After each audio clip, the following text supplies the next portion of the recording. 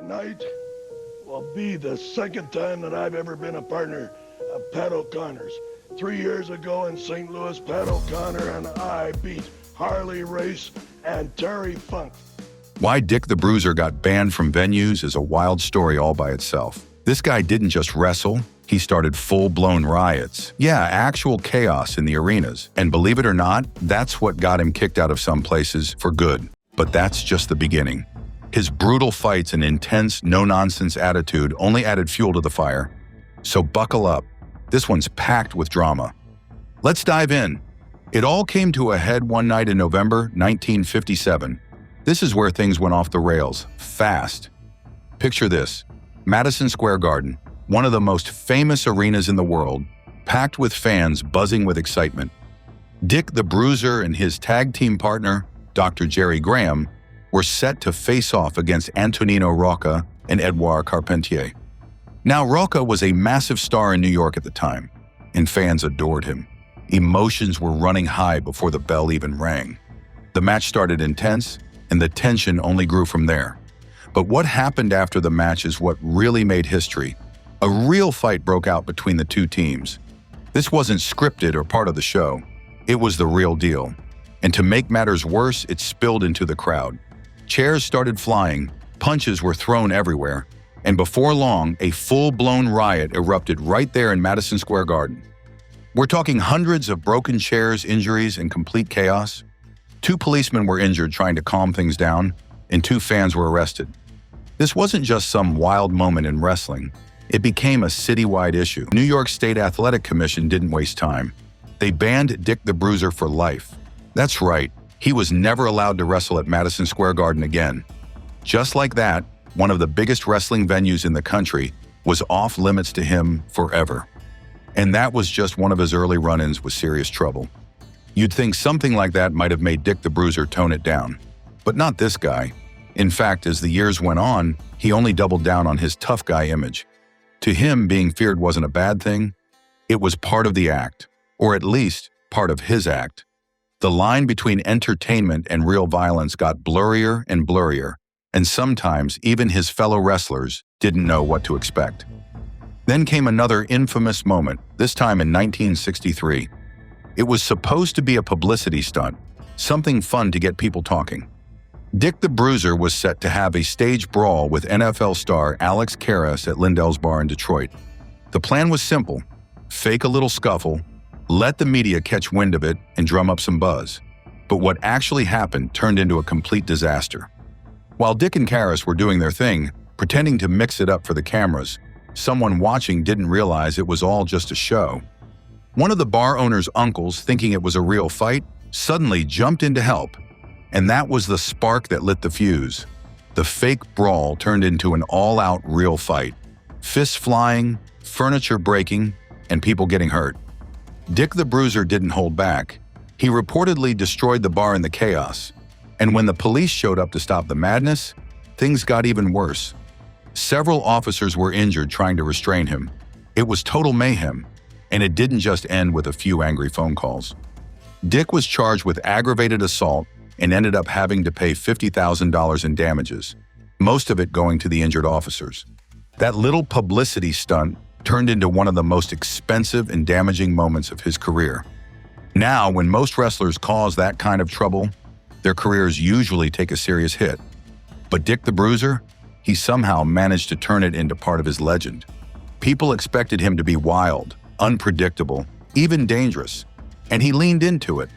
Fans believed he was the real deal, a guy who could tear through anyone, inside the ring or out. And in many ways, he was. He didn't just play a tough guy on TV. He was a former football player with a real reputation for fighting. His matches often felt like they could turn into something real at any second, and sometimes they actually did. That unpredictability made him a huge draw, especially in the Midwest, where he ran his own promotion and became a legend. But it also made him a liability. Promoters in certain cities didn't want to take the risk. What if he got into another real fight? What if another riot broke out? What if someone actually got killed? These weren't just what-ifs. They were based on actual events from his past. So while fans loved the chaos, some arenas and commissions wanted nothing to do with it. That mix of admiration and fear followed Dick the Bruiser throughout his whole career. He was loved for being real, but that same reality often pushed him too far. He blurred the lines between performance and danger, and it caught up with him more than once. Still, he never seemed to care. He was who he was, and if you didn't like it, he was more than happy to fight you about it. Tragically, Dick the Bruiser's life came to an unexpected end on November 10th, 1991. He was 62 years old and still incredibly active, even in his later years. On that day, he was weightlifting with his adopted son when something went terribly wrong. He suffered internal bleeding caused by a ruptured blood vessel in his esophagus. Despite his toughness and strength, his body gave out, and he passed away not long after. It was a shocking and sad end for a man who had seemed almost invincible for so long. Now, how about we hit rewind and walk through the highlights of his wild career? Bruiser made his professional wrestling debut back in 1954. He was trained by none other than Vern Gagne, one of the most respected names in wrestling history. Gagne didn't just teach him the basics. He also played a big role in shaping Bruiser's early career. In fact, not long after he got started, Dick the Bruiser was wrestling big names like Lou Thesz and even Gagne himself. It didn't take long before fans started to notice that this guy was different. He wasn't smooth or flashy. He was raw, powerful, and looked like he could knock your teeth out just by growling at you. By 1955, he was wrestling in Chicago under the name Dick the Bruiser, and it stuck like glue. His reputation started to build fast, especially in places like Detroit. Every Thursday night, fans would tune in to watch him wrestle live on TV. And his matches always followed the same formula. He'd face some young up-and-comer who barely stood a chance, and then proceed to absolutely demolish them. Week after week, it was like watching a bulldozer flatten whatever unlucky soul stepped into the ring. People loved it. His intense interviews, combined with the destruction he caused in the ring, made him a household name across the Detroit area.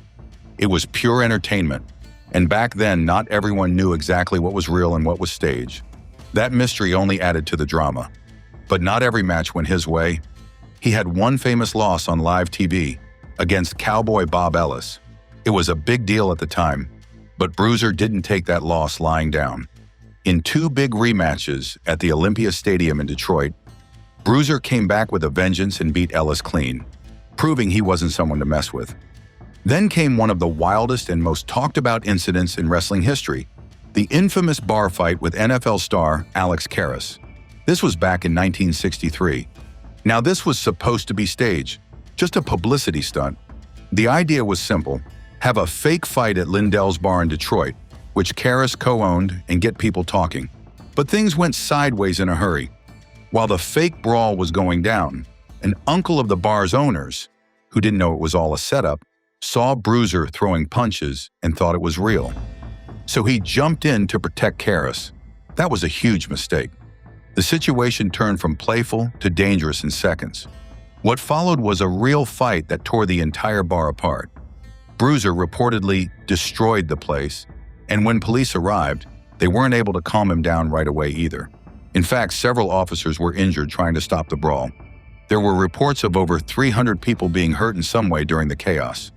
It took 8 police officers to finally subdue him. Bruiser was hit with aggravated assault charges and was ordered to pay $50,000 in damages, mostly going to the officers who were injured. That little publicity stunt ended up being one of the most talked about disasters in wrestling history, and yet somehow it still added to his legend. But that wasn't even his first riot. In 1957, Bruiser and his tag team partner, Dr. Jerry Graham, were booked in a huge match at Madison Square Garden. Their opponents were Antonino Rocca and Edouard Carpentier, two beloved stars who drew a packed crowd of nearly 13,000 fans. The match was heated, but it was after the bell that things really exploded. The wrestlers kept fighting, the fans jumped in, and all hell broke loose.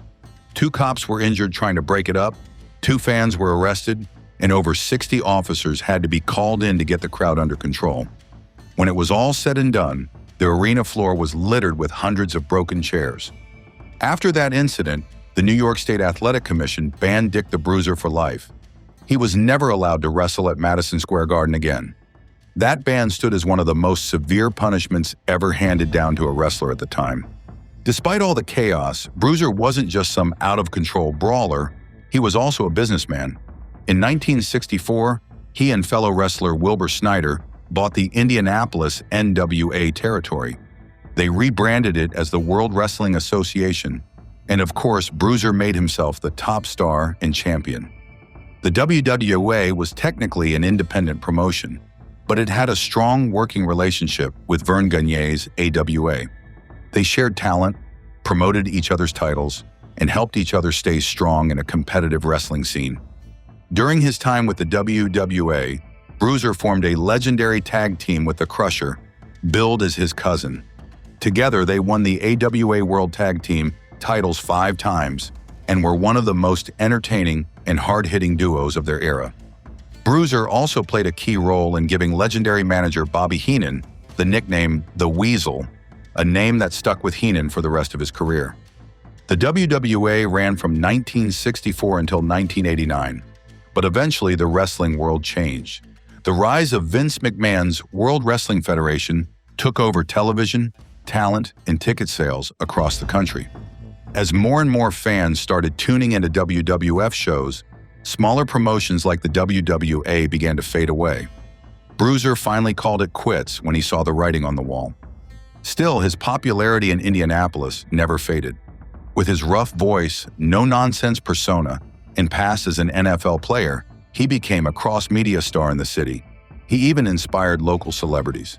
David Letterman, who grew up in Indianapolis, was such a big fan that he named his show's band the World's Most Dangerous Band, a nod to Bruiser's nickname, the World's Most Dangerous Wrestler. Even after retirement, Bruiser stayed connected to the business. He became a color commentator for the Gorgeous Ladies of Wrestling, a women's promotion founded by David McLean, who had actually gotten his start working under Bruiser in the WWA.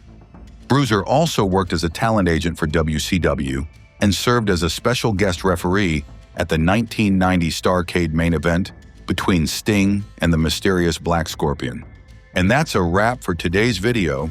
Make sure to like, hit subscribe, and we'll catch you again soon. Bye for now.